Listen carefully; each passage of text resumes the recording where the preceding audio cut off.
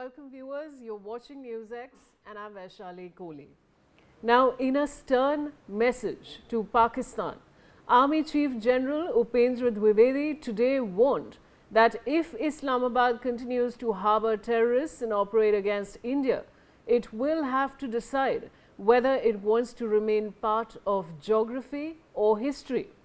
The Army Chief made the remarks during an interactive session hosted by Uniform Unveiled at the Manekshaw Center in Delhi, while responding to a question on how the Indian Army would react if circumstances similar to those that led to Operation Sindhu emerge again. His comments come days after the country and the armed forces marked the first anniversary of Operation Sindhu, which was launched on May 7 last year in retaliation for the deadly Pahalgam terror attack. Under the operation, Indian forces carried out precision strikes targeting multiple terror infrastructures in Pakistan and Pakistan-occupied Kashmir. Joining me on the broadcast is Major General Dhruv Katoch. He's a defense expert, along with Major General Ashwini Sivaj, defense and geopolitical expert. I'd like to welcome you both, and I'd like to first go across to Major General Katoch. Major General Katoch, this is of course a very stern warning to Pakistan. What would you like to say? Thank you, Vishali. Yes, it is a very stern warning, but we must remember that this warning has also been given by the Prime Minister of India, where he has made it very clear that any act of terror which emanates from Pakistan, the people, not just the terrorists, but the people behind the terrorists will be held accountable. So obviously from now onwards, if any major terrorist attack takes place against India, it is the Pakistan military and their political establishment which is behind the terrorists whom they are propagating within their own soil, who will be held accountable. Last time we stopped within 4 days. I think what the Army Chief is stating now is that perhaps it will go well beyond that. And next time when it happens, and if Pakistan sues for the ceasefire, we may not really give that ceasefire which they are asking for. So I think the ball is very firmly in Pakistan's court. Unfortunately, the Pakistan Army Chief has made some very outrageous statements recently. The Field Marshal has said that when in the next war with India, they are going to hit civilian targets. Now, if he's going to go down that path, then I think India will handle whatever Pakistan tries to do. But I think the problem for Pakistan is going to multiply manyfold. At the moment, we are restricting ourselves only to military targets, and if the Pakistanis want to go the other way, then I think they are really seeking a very early destruction of their country. So the Indian Army Chief's warning, I think, is timely. There are still some good people in Pakistan who should actually pick up the gauntlet and tell their army and their political establishment to change course and to stop using terrorism as a tool of foreign policy. Otherwise, I fully support the Chief's statement. I think the consequences will be very bad for Pakistan. Vaishali. Right. I'd like to also go to Major General Sivaj. Major General Sivaj, now Pakistan is absolutely no match for India when it comes to our defense capabilities, and I have utmost respect for our Indian defense forces, and I want to reiterate that, because without them, viewers, we can't exist. And Major General Sivaj, I want to ask you that after Operation Sindhu, has the way we function when it comes to terror changed? And is this a strong warning, a strong message to Pakistan, and will act as a deterrent? Yeah, very correct. Vishali, before that, let me tell you one thing. You know, Pakistan is 1/7 of the size of India, and its population is almost 1/8.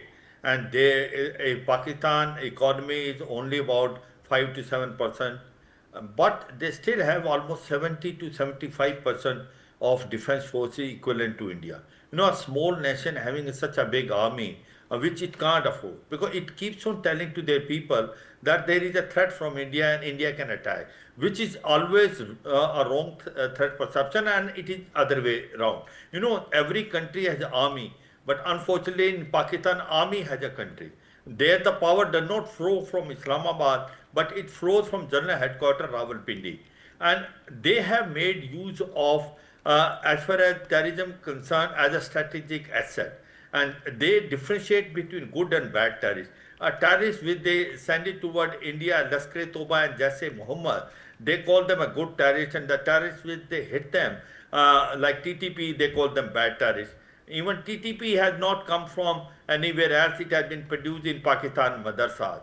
So the point today is, as far as Pakistan is concerned, they must understand if they don't stop terrorism, then the terrorism is going to eat them up. It's not only that India is going to give them a befitting reply. In Operation Sindhu, we have told them within 4 days, they came on the knees. You know, on the first day when we strike on the terror infrastructure, and we destroyed that, headquarters in Muzaffarabad, Mirpur, and also Muzaffarabad, and Okay. also Uri, no, Uri, basically Bawalpur, we have destroyed them. And we killed almost 100 to 150 terrorists. And thereafter, when they tried to respond, we have then hit their 11 frontline in field, which are basically Noor Khan, Sargoda, Balori, Jacobabad, and then also their Sialkot. So the point which India has told them in no uncertain term, that any major terror action, it will be considered an act of war, and India is going to react very strongly. And in case if the Pakistan does not mend its ways and try to again use terror as an instrument, then we will strike them. And this time there will be a slight change.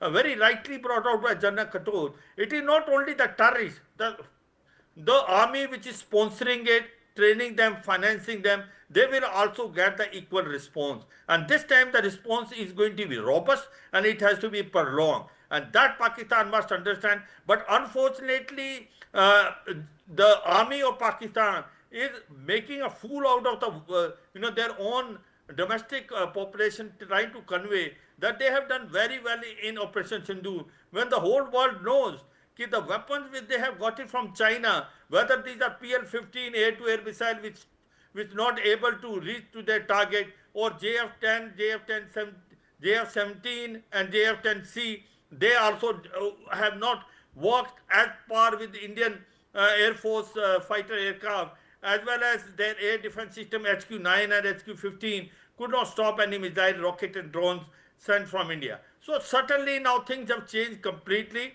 and like the army chief has given a stern warning to Pakistan that if they don't mend their ways, this time the response has to be very, very strong, and it will continue for some time. And more than that, there are 4 more things India has done.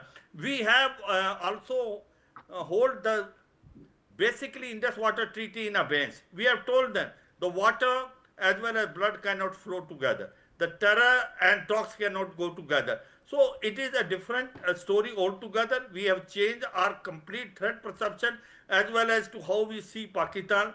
And in case Pakistan does not mend its way, and if they make a mistake of hitting a civilian target, I cannot say what India will respond, but Pakistan may cease to exist in case if they venture like this. You know, as it is, everyone says, there is a political instability, economic crisis, and terrorism increasing manifold in Pakistan. And Pakistan can anytime slip into a civil war. And if that too happen, then Pakistan will be divided into 4, whether it is Khyber Pakhtun or Balochistan, Sindh or Punjab. And POJ can Gilgit-Baltistan, which is legally a part of India, illegally occupied by Pakistan, will come back to India. That is what I possibly seemingly looks to be a future roadmap, Vishali. All right. And with that, I'd like to thank both my esteemed panelists for joining me on